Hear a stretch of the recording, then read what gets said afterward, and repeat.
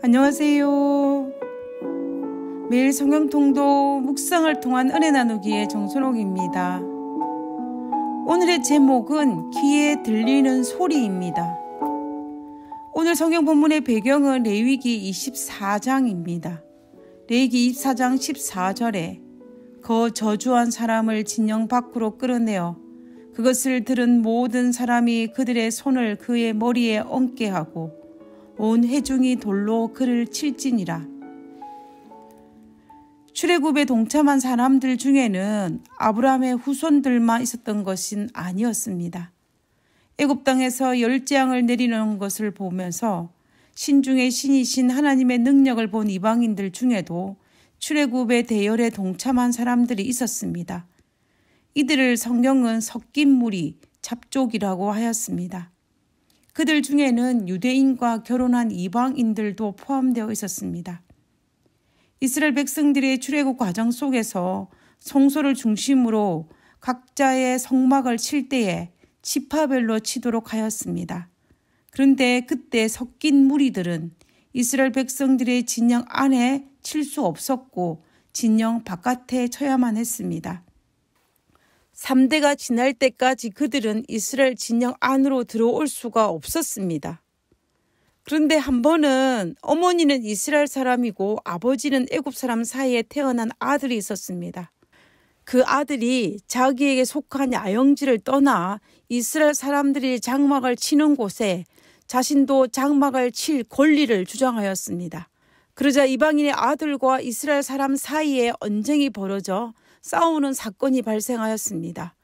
이 일은 재판에 회부되었고 율법에 의해서 이스라엘 야영지 밖으로 내어 쫓기는 판결이 났습니다. 그러나 이 결과에 격분한 이방인의 아들이 재판관을 저주하였고 너무 흥분한 나머지 여호와의 이름을 모독하며 저주한 사건이 발생하였습니다. 이때 하나님께서 내린 선고가 레위기 24장 14절입니다. 그 저주한 사람을 진영 밖으로 끌어내고 그것을 들은 모든 사람들이 그들의 손을 그의 머리에 얹게 하고 온 회중이 돌로 그를 칠지니라. 여호와의 이름을 모독하고 저주한 사람에게 내린 형벌은 돌로 쳐 죽이는 것이었습니다. 하나님의 이름을 모독하고 저주한 사람에게는 피할 수 있는 방법이 없습니다. 그러면 오늘을 살아가는 우리들은 어떤 것이 하나님을 모독하는 것일까요? 그리스도인답지 않은 행동이 하나님을 모독하는 것은 아닐까요? 그리스도인답지 않은 생각이 하나님을 모독하는 것은 아닐까요?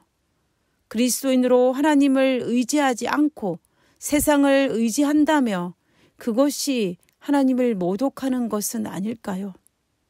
그리스도인으로 말하지 않고 이방인처럼 말하고 행동한다며 그것 또한 하나님을 모독하는 것은 아닐까요?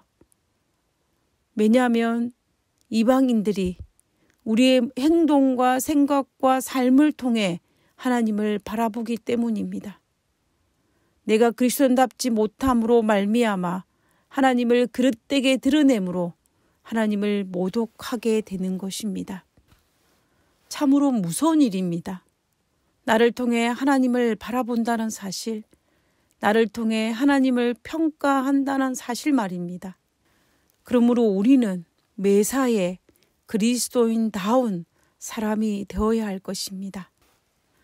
그런데 이 선고에서 특이한 명령이 하나 있는데 그것은 옆에 있다가 하나님을 저주하는 소리를 들은 사람에게 내린 명령입니다.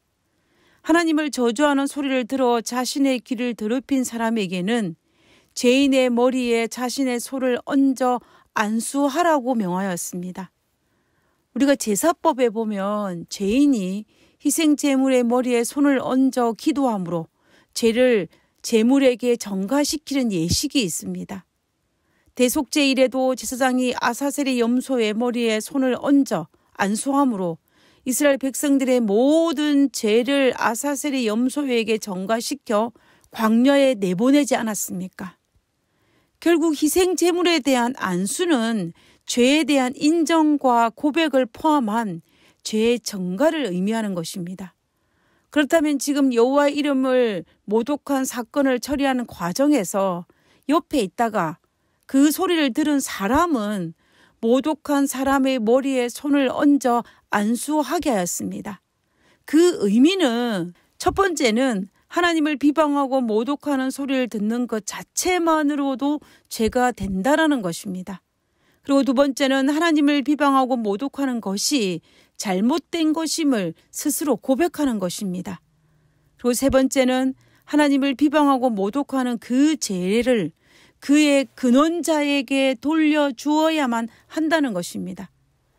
결국 우리는 우리의 귀에 들리는 합당하지 않는 소리에 대해서 어떻게 행동해야 할 것인지에 대한 지침을 알려주는 것을 알 수 있습니다. 만약에 내 귀에 들리는 소리가 말씀에 근거하여 합당하지 않다면 내 마음속에 품고 있어도 안 되고 다른 이들에게 소문을 내어서도 안 되고 나의 생각의 동조자를 찾기 위해 여기저기 이야기를 해서도 안 되고 하나님 앞에 잘못되었음을 인정하고 최소한 동일한 죄에 동참함으로 동조하지 말아야 한다는 것입니다. 그리고 악한 생각이 내 마음에 들어와 동일한 죄를 짓지 않도록 우리의 귀와 눈과 오감을 하나님의 보혈의 피로 씻어야 한다는 것입니다. 우리는 외부에서 들려오는 소리들과 자극들을 무분별하게 동조하는 것은 동일한 죄를 짓는 것임을 알고 조심해야 한다는 것입니다. 외부에서 들려오는 자극들로 인하여 내가 범죄하지 말아야 한다는 것입니다. 그러기 위해서는 외부의 자극들을 피하는 것도 중요하지만 그것보다 더 중요한 것은 그 자극에서 나를 보호할 수 있도록 나를 더욱 말씀으로 무장하는 것입니다. 왜냐하면 외부의 자극은 내 몫이 아니고 타인의 몫인 반면에 내부의 반응은 내 몫이기 때문입니다. 그러므로 날마다 나를 살펴 동일한 죄에 동참하지 않도록 하나님께 간절히 기도하고 말씀을 통하여서 나를 날마다 씻는 경험을 할 때에 우리는 외부에서 들려오는 이 소리에 잘못된 반응을 보이지 않게 될 것입니다. 우리는 레위기 24장에서 옆에 있다가 하나님을 모독하는 소리를 들은 사람에게 내린 하나님의 명령을 잘 귀 기울이고 마음에 새겨서 우리에게 들리는 소리에 잘 반응할 수 있는 사람이 되어야겠습니다. 하늘에 계신 저희들의 아버지 하나님, 우리를 불쌍히 여겨 주시옵소서. 하나님의 자녀로 당신의 영광을 가리지 않게 하여 주시옵소서. 당신의 이름을 욕되게 하는 자리에 서지 않게 하여 주시옵소서. 그리고 그러한 소리에도 하나님의 귀와 하나님의 눈을 가짐으로 치유받을 수 있도록 도와주시옵소서. 사랑하는 하나님, 이 결심이 변하지 않고 착각으로 죄에 동참하지 않도록 분별할 수 있는 영을 가질 수 있도록 주여 도와주시옵소서. 언제나 저희들을 지켜주시옵기를 간구하며 거룩하신 예수님 이름으로 기도드렸습니다. 아멘.